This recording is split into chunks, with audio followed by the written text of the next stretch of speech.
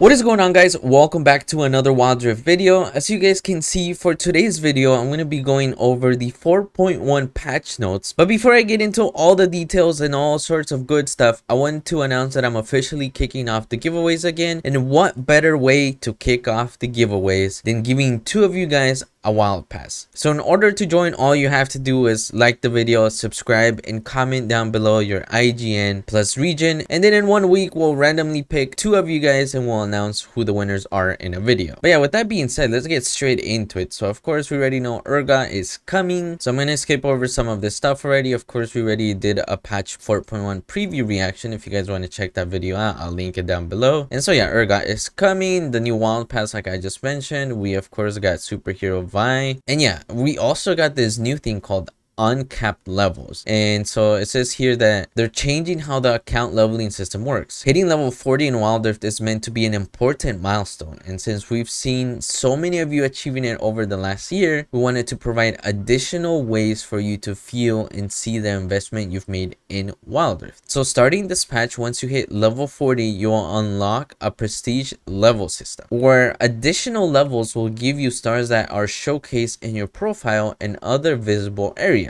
As you continue to level up, all your stars will show off your growth. So yeah, it's pretty cool. And then events, we got Urgot's trivia. And yeah, let's get into the good stuff, and that is the champion changes. So first up, Alistar. Alistar has always been a good pick for anyone looking to tank in the support role. We want to improve the discoverability of his headbutt pulverize combo so that they can show their opponents what happens when you mess with the horns. For those of you guys not aware, basically what we're gonna get into here is that they're giving you an option this patch where if you like double tap a button, it will do a combo. You know, you got like Jace in the mix, Alistar, and yeah, if you guys want to see sort of my opinion on all of this stuff and my breakdown on all that good stuff, and also a pro's reaction on Twitter to the news, check out the other video I'll link in the description. It's pretty juicy. And yeah, you know, just to cut it short, basically while pulverize is off cooldown, double tapping headbutt will cause Alistar to cast pulverize, slamming the ground as he reaches his target. So basically what that means is if you double tap his headbutt, it will automatically also dash and do the knockup combo. So it will do the combo for you instead of you trying to time it, which some people are not too happy about it because people feel like they're taking away a little bit of their skill, or they're making the game too easy and stuff of that sort. So but yeah, check out my full opinion on that in the video I mentioned earlier. And yeah, next we got Garen. Since our recent adjustments and additions to the Baron lane, Garen has been struggling to keep up. To lend this noble soldier a hand, we're buffing some of his mobility and damage mitigation. This will give Garen players some more room for skill expression and help him compete with his foes in lane. So decisive strike, the movement speed is going from 30 to 35%, 5% increase. And then courage, first second damage reduction is going from 60 to 70%. And yeah, next up we got Jace. The golden boy of Piltover has always had lots of tools at his disposal. However, his heavy hammer was sometimes holding him back, so we're reducing its cooldown. We're also making some adjustments to Jace's controls for this patch. The timing on Jace's shock blast and acceleration gate combo can be a bit too strict for both new and experienced players, so we're improving its usability for players looking to become the defender of tomorrow. And so to the Sky's shock blast combo, while acceleration gate is off cooldown, double tapping shock blast will cause Jace to cast acceleration gate in front of himself, empowering the shot. So just like Alistar change, and just like I mentioned earlier, double tapping his shock blast will do the combo for you automatically. And yeah, next we got Mercury Cannon, Mercury Hammer. So the cooldown is going from 6 to 5 seconds, so not too bad. And then next up we got Jinx. So compared to other marksmen in the dragon lane, Jinx is struggling to keep up and stand out, so we're giving her some updates to bring her more in line with her peers. So the sap, wind up before casting, decreases with ability levels, is now going to be decreases with attack speed. So fastest when the attack speed bonus reaches 140%. So what this means is that the more attack speed you buy, the shorter the wind up before casting on the sap. So it will just shoot faster basically. And yeah, flame chompers, the cooldown is going from 19, 16, 30, 10 to 16, 14, 12, 10. That's actually pretty significant cooldown reduction, especially for the first level, from 19 to 16. 16, that's 3. And this is 2, so that's 5 seconds off. This is 1, that's 6. And this stays the same. So like a total of 6 seconds off on the Flame Chomper's cooldown. And then root duration from 1.3 to 1.45 to 1.6 to 1.7 to 1.4 to 1.55, 1.6, 1.75. Yeah, that's pretty good. Not too bad. I think what this means is Jinx is gonna be juicy to try out, gonna bring her in par with some of the carries we're seeing right now, so she's gonna be definitely a viable pick, I would say. Alright, so next up we got Kayn. So it says players have chosen to take the red pill, and recently Rast has been terrorizing the Rift while his Shadow Assassin form is nowhere to be seen. So we're rebalancing both of these forms and making the Shadow Assassin a little more scary to face. Alright, let me go back to this word. What? Riast? Oof, I don't know, man. I'm gonna get roasted for that one. But yeah, the first change here is so his dark and healing ratio from 21 to 35 to 18 to 32. And then Shadow Assassin's extra magic damage ratio from 32.46% to 38.52%. And then adjustments to Shadow's Assassin's passive. Reset cooldown upon entering fights. Reset cooldown upon taking damage from champions. Pretty interesting. And then his Umbro Trespass from his base damage there's going from 150, 250, 350 to 200, 300, 400. So not too bad. I was reading some of the comments before I got the video started, and it seems like a lot of Kayn players are a little bit happy about this Kayn change. That makes me a little fearful for myself, because I don't really play Kayn, but he's a little bit of a menace, you know. And then Lucian. So recently we've added attack speed scaling for some of other marksmen, so we want to bring the same to Lucian's first ability. So his Piercing Knight, wind up before casting decreases as champion level goes up, is going to decreases as attack speed increases. So basically like Jinx's change, pretty much the same. Next up we got Pyke. So it says we're giving his Bounty Hunter a bit of a mini rework this patch. We want to allow him the flexibility to be played in the mid lane and in the jungle. So we're increasing the damage he does to monsters and adjusting how his ultimate works. What? We're gonna see quite a few throwing Pikes is my prediction, because people are gonna think, oh my god, he's viable in the mid lane and jungle, let me try him out, and they're gonna throw. But yeah, Bone Skewer deals 25% damage to minions and monsters, is now deals 100% damage to minions, 110% damage to monsters. Oof, okay. Phantom Undertow deals 25% damage to minions, 25% damage to monsters, is now deals 80% damage to minions, 110% damage to monsters. Okay. And then Death from Below, new. Pyke earns 110% additional gold every time he executes an enemy. If there is an assist from a teammate, the last assisting teammate will get 100% of the additional gold. And Pyke will get 110% of the additional gold. Maximum 550. Every time an enemy champion is defeated by a teammate in the area with a X, Pyke can get 110% additional gold, capped at 550. Okay, well this is interesting. So Pyke jungle and mid lane. You're not gonna see Pyke support. This is basically what this means. When they make changes like these, usually they're like, oh, we're giving you options to play him in these roles. But usually what happens is he's OP in only one role and he's pushed away from all the other roles. And so what I'm predicting is going to happen is like Pyke support might be a little harder to pick because everybody's going to want to play him like jungle and mid lane because of his mobility. Like if you want to play support Pyke, you're going to have to fight for it maybe. But yeah, next up here on the list we got Renekton, and it says when Renekton is up against opponents with extra speed or movement abilities, he struggles. So we're improving some of his own mobility so he can keep up with his foes. And so his Slice and Dice, the cooldown's going from 17, 16, 15, 14 to 15, 14, 13, 12. So that's 2, another 2, that's 4, that's another 2, that's 6, and that's 2 more, that's 8. So a total of 8-second cooldown. That's a little bit significant, 8 seconds total. But yeah, I mean, will he be able to keep up? I guess we'll see. And yeah, we got Seraphine. So Seraphine's second ability, Surround Sound, hasn't sparkled as much as we think it could. So we're changing how it works and making it a stack. So we hope this change helps Seraphine reach an octave higher. Okay.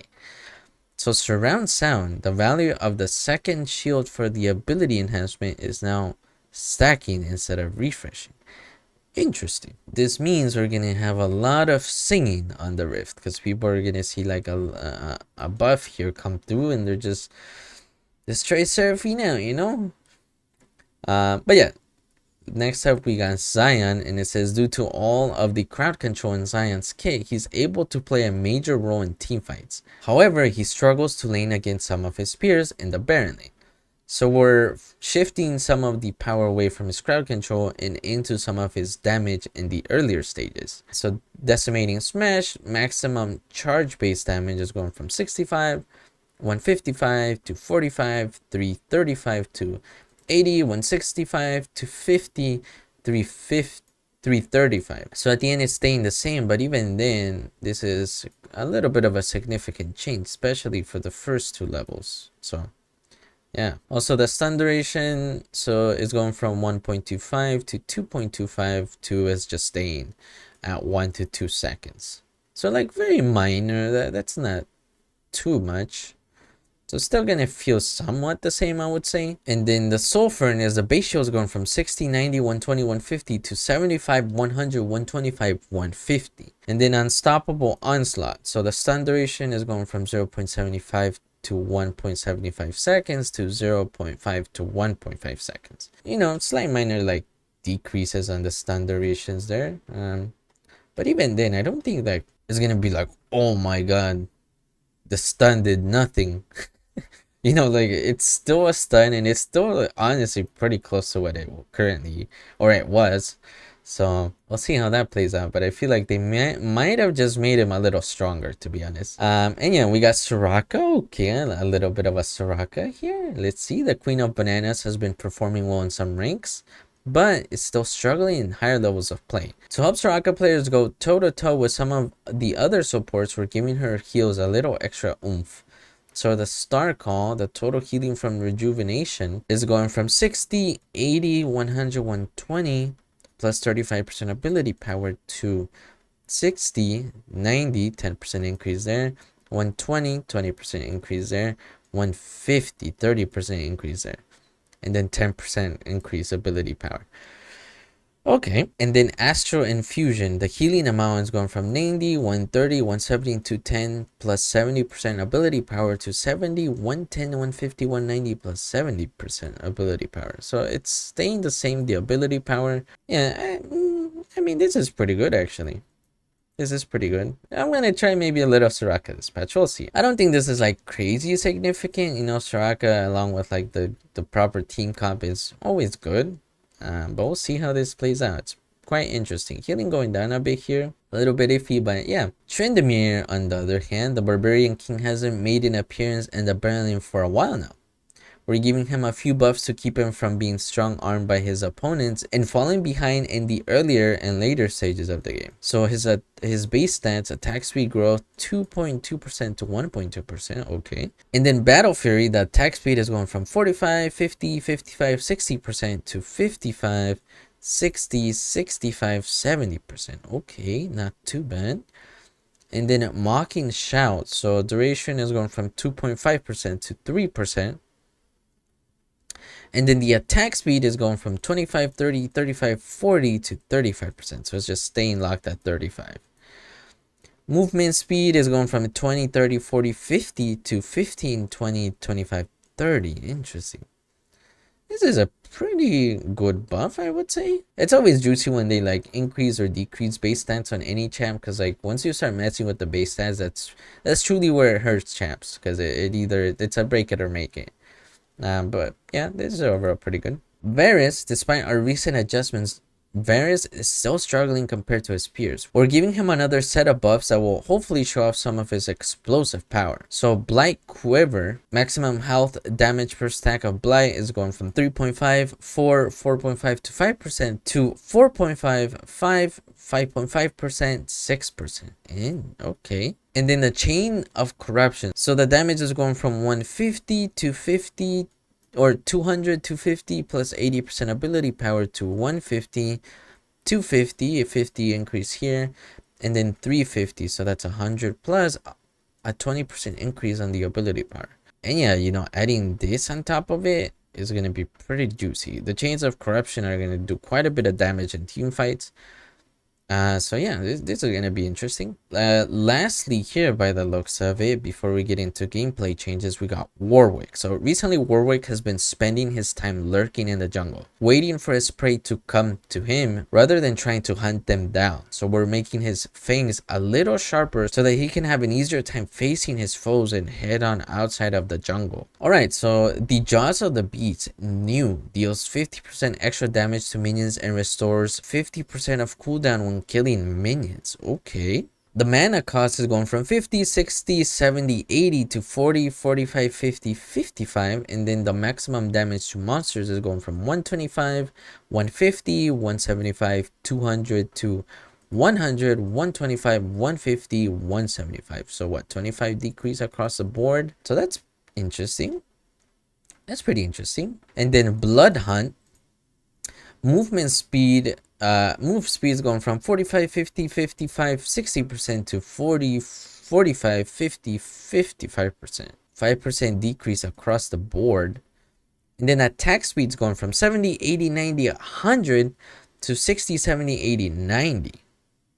Interesting. Okay, quite a bit of a buff here on Warwick, honestly. Primal Howl is getting reworked. The second cast will no longer prematurely end the damage reduction effect. Okay. Yeah, this is gonna be juicy, I would say. We're gonna have to keep an eye on Warwick because he might be a little bit of a threat, I would say. And yeah, we got A-ramp changes, not too interested in that or any of these. Let's talk about gameplay changes. So items, new Mantle of 12th Hour. Sometimes committing with your team and dying for the cause is the right thing to do as a tank. However, we think there's some room to add a tank item that makes it a bit easier to maneuver and escape from tricky low health situations. So Mantle of the 12th Hour grants a burst of healing, movement speed, and slow resistance when your health gets low to give tanks a fighting chance at escaping or running down one more kill. So for those of you guys out of the loop, this is going to be a tank meta. So build path for this item is Chain Vest, which is 900 gold, and Negatron Cloak, which is 900 gold, and then it has an additional 1100 gold cost for a total of 2900. The stats are 50 armor, magic resist 50. The passive is lifeline. If taking damage that would lower maximum health below 35%, will heal 200 plus 50% of health over 3 seconds. Also gain 50% of slow resistance, and 30% movement speed for 3 seconds. Total of 90 seconds cooldown. Okay. Yeah, this item is going to be quite juicy, honestly. There's so many like tanks you could purchase this on. It's going to be really interesting to see how this plays out. And yeah, before I talk about anything else, let me actually get through all the items and then I'll like generalize a lot of the things here. We also got a new item, Amaranth Twin Guard. Currently, tanks that are able to find the lead in their games don't really have the options in the shop to help them try to make a big impact on the game. Mages are able to pick up items like Rabadon's Death Cap or Voice Staff, and marksmen are able to buy Infinity Edge or Lord's Dominic's Regards. Amaranth Twin Guard is a capstone item for tanks that allows them to multiply their effectiveness during combat as long as they can stick out long enough to get the benefits of endurance. The build path for this item is Chain Vest, which is 900 gold, plus Negatron Cloak, just like the last item, plus 1400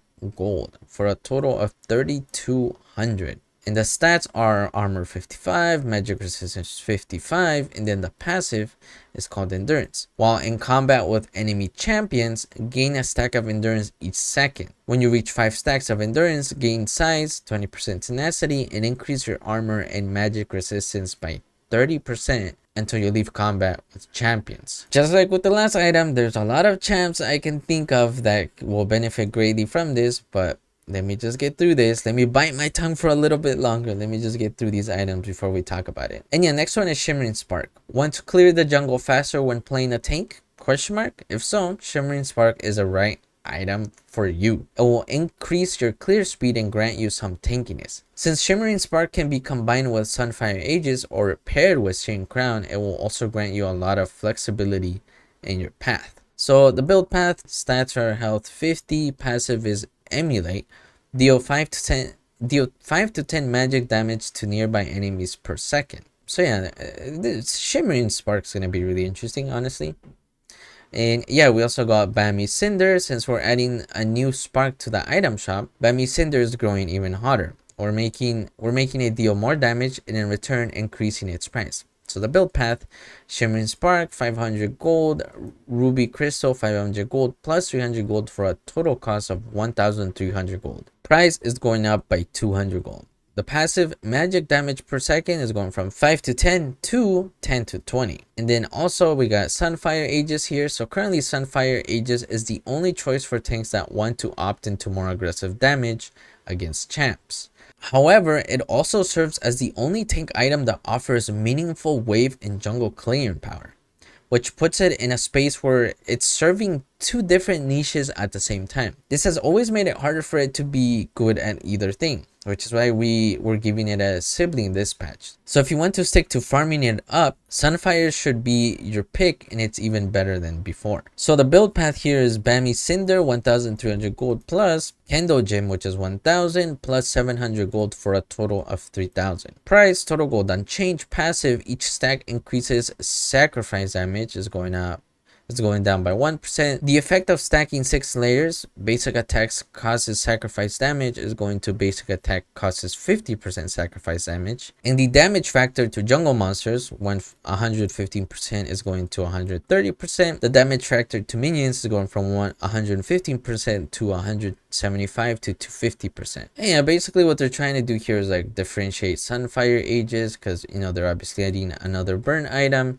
And basically, like, I guess what they're saying here is that Sunfire Aegis was in a weird spot, because like they couldn't change Sunfire Aegis specifically for one role, because it just affected a lot of things in general, because both jungles and laners were buying it. So they're opting here to, you know, create basically two build paths when it comes to like dealing damage, and sort of differentiate them a bit. They want Sunfire Aegis here to be more for like farming it up, and I guess they're trying to make it better for that. And then with the other burn item they're adding, Searing Crown, they said, as we mentioned, this patch we're giving Sunfire siblings Searing Crown. If you want to burn your foes to a crisp and focus on dealing damage to other champions rather than minions, Searing Crown should be your new go-to. So basically what they mean there is, if you want to focus more on dealing damage against champs than clearing waves faster, things of that sort, then Searing Crown is your go-to. So the build path is Bammy Cinders 1300 gold plus Chain Vest 900 gold plus 500 for a total of 2700. The stats are health 300, armor 50. The passive: Fiery Touch. When the basic attack or skill deals damage, it burns the target for 3 seconds, causing magic damage equal to 1.6% of the target's maximum HP per second. When used by a ranged champion, and the damage is reduced to 0.8%. And then it deals 150% damage to minions and monsters, deals up to 125% damage to jungle monsters. And yeah, let me just finish these up here. We got a few more items, and then we'll come back to like what champs might benefit from this, and sort of like the weird things that could happen here. Bumblevest, the growth rate for Bumblevest is a bit too high, so we have balanced its value in early and late stages, making it more in line with the positioning of a second level item to encourage it to upgrade to Thornmail as soon as possible. So the total cost is going from 3000 gold to 2700 gold. The stats are going from 200 health to 100 health. And then the passive Thorns damage is going from 3 plus 8% bonus armor to 4 plus 6% bonus armor. And yeah, they're basically trying to, you know, bring things a little bit more in line, because basically you would buy a Bumblevest and then like go ahead and finish out 2 other items, because you knew the Bumblevest was already good enough. And so they're basically trying to push you to just go ahead and get the Thornmail, because hey, that's kind of how it should be, you know, instead of like trying to abuse just the Bumblevest. And then also Thornmail, as a targeted grievous wound item, the Thornmail is too expensive. We lowered its price and made its anti-injury ability more universal, so that tanks don't need to worry about too many other factors when choosing it as a mean of grievous wounds. The stats are going from 200 health to 100 health. The passive Thorns damage is going from 25 plus 10% bonus armor to 20 plus 1% bonus health plus 6% bonus armor. So basically what's happening here is, when you're going from Bumblevest, which keeps the same stats, the only thing you're getting out of the Thornmail here is like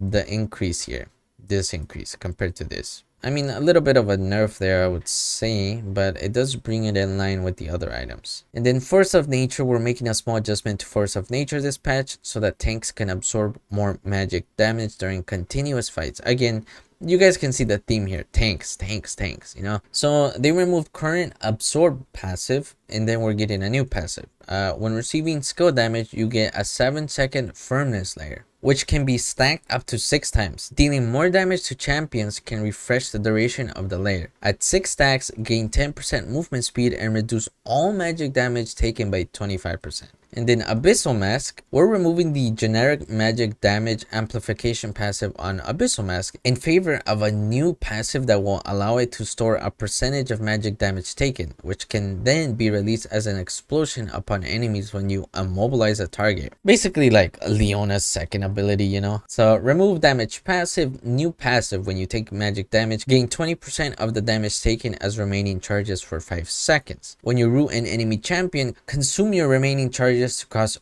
a 400-yard explosion near the first rooted target, dealing magic damage which is equal to the remaining charge. So that's gonna be juicy with the Abyssal Mask. And then Relic Shield and Targon's Buckler, we're making a few adjustments to Relic Shield to lend supports a hand. We know right now it can sometimes be hard to get an execute off on a minion, especially when the enemy marksman keeps poking you. So we're adjusting the threshold for when a minion is executed. We're also making a few other quality of life updates for this item. So the passive: melee range execution minion bloodline, 50%, 30% to 75%. Okay, removed. Destroy minions to provide 120% gold for yourself and 100% gold for the nearest allied champion. Alright. New: destroy minions to provide kill gold to the nearest allied champ. You get 50% kill gold and get an extra 75 gold included in the mission. Okay. New: when charged and with teammates around, when the minion's health reaches the execute threshold line, the minion's health bar will turn yellow to remind players. Alright, not too bad. And then the charge cooldown is going from 20% to 30%. A little bit of an increase there. It's gonna be interesting to see how that plays out. And then lastly here, the Spectral Sickle. So once the mid game hits, it can be hard to get off charges. So we're making some adjustments so Spectral Sickle feels good even after the earlier stages of the game. So the charge cooldown is going from 10 to 15%, and the gold is going from 25 to 40. All right, not too bad. And yeah, so let's really quickly talk about some stuff here. So this is going to be a massive tank meta. It's going to be like pretty nasty to deal with, and I'm pretty sure we're going to see like a little bit of a Vayne meta, maybe a little bit of a Kai'Sa meta, you know, sort of champs that can do percentage health damage. Freaking tank killers, basically. We're going to see a lot of those. Vayne is going to be very popular this patch just because of her, you know, how she deals against tanks. It's built into her kit. And yeah, with that, I also think we're going to see like a heavy emphasis on certain supports. You know, Alistar, maybe freaking Leona, Galio support is going to be kind of annoying. And not only that, I think we're also going to see a hard shift in team comps. We're going to see maybe more front to back. Just certain build paths are changing, and how you approach the game are going to change. But yeah, there's going to be a handful of tanks to deal up against, and it's going to be pretty interesting to see how this all plays out. I'm really curious to see how a lot of these items will play on a lot of tank supports, but I know for certain some of these items are going to be definitely good on like Leona, you know, Galio, heck, you know, even like freaking support Gragas and stuff like that. So yeah, it's going to be interesting to see. Obviously in the Baron lane, you're going to see a lot of champs benefit from this greatly. You know, in the patch preview, they showed freaking Mundo abusing these items, so you're gonna see a lot of that. And yeah, the new burn items is gonna be interesting to see how that plays out, because they do stack. These items do stack, so it's gonna be interesting to see how that plays out. And yeah, Brumble Vest changes, you know, we're gonna give it a test run there, but you know, this is gonna fall more into like, hey, they have a lot of healing, let me get this item. Lastly here, the system changes. So we got inhibitor respawn adjustments. We've made some adjustments to inhibitors respawning in the countdown visual effects. Inhibitors will now no longer respawn after the 19-minute mark. Okay.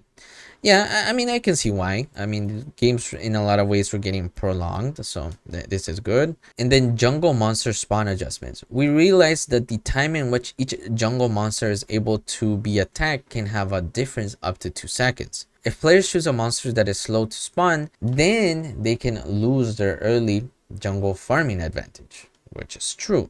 So we're making some adjustments to how these spawns work. So shorten the difference between when jungle monsters first spawn and this is able to be attacked. Interesting. All right. And yeah, we got new skins. Obviously, Urgot, you gotta get a new skin on the new champ, and of course the new accessories with the wild pass. Again, during the giveaway, make sure to get in there. Here's everything that's coming, and yeah, free to play rotation. And yeah, that's gonna do it for the 4.1 patch notes. What do you guys think? I'm kind of excited for a tank meta because it's gonna change things quite a bit, I would say, but also I know it's gonna be a little bit miserable to deal against. But as a support main, I am pretty excited to try out some of these new items as a support. I will say that because I know for a fact that what the devs are trying to do here is like one thing, but I know we're all going to discover one thing in specific that they haven't caught on to, and we're just gonna run with it. So yeah, a lot of these items are gonna fall into the wrong hands, and it's gonna be really fun and exciting when you're on the winning team. But yeah, with that being said, make sure to get into the giveaway. Let me know what you think down below. What are you most excited for? And other than that, I'll see you guys in the next video.